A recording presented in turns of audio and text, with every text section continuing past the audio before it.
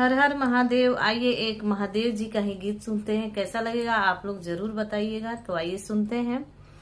शिवाजी जे चली ले अपनी बियाह करे सापावा सजिले बरियात। शिवजी जे चली ले अपनी बियाह करे सरप साजिले बरियात। परिछन चलेली सासु सोहागिन सर्प देखी गईली डेराई। परिछन चलेली सासु सोहागिन सर्प देखी गईली डेराई। कहीं फेंकली लोटा हो कहीं फेंकली थारी।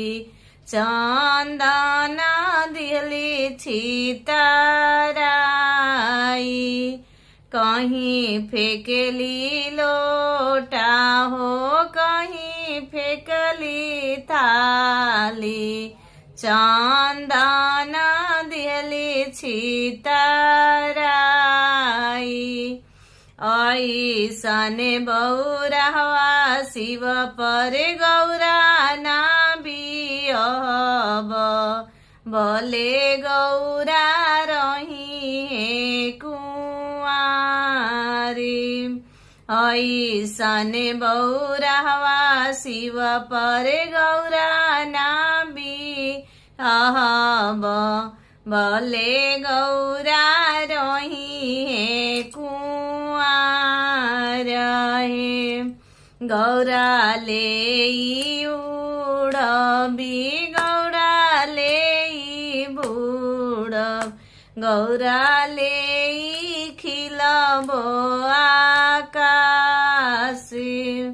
गौरा ले उड़बी गौरा ले बूढ़बी गौरा ले खिलबो आकाश। भले गौरा रही कुंवार। काला साके ओते ओते बोलेली गौरा दे सुनी शिवजी अरज हमार। काला साके ओते ओते बोलेली गौरा दे सुनी शिवजी अरज हमार। तनी ऐसा शिवजी हो भेसावा बदलती नई हर के लोग पतियासो।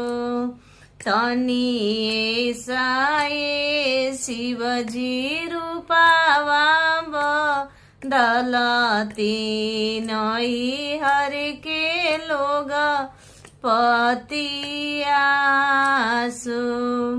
बेसावा बदली शिवजी सुटावा पहिरनी चंदन शोभेला लीलार।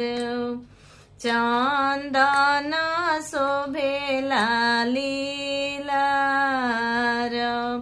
गौरा बियही शिवजी बसा बैठवनी चली भैनी